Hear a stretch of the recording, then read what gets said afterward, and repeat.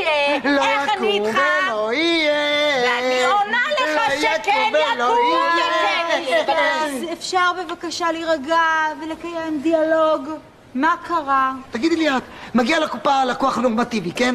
מגיע. מבקש להחזיר מוצר שנקנה ממש פה. מבקש, כן. האם הקופאית הקסומה צריכה לאפשר לו להחזיר את המוצר, כן או לא?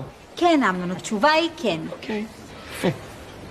תשאלי אותו איזה מוצר הוא רוצה להחזיר. איזה מוצר אתה רוצה להחזיר, אמנון? בבקשה.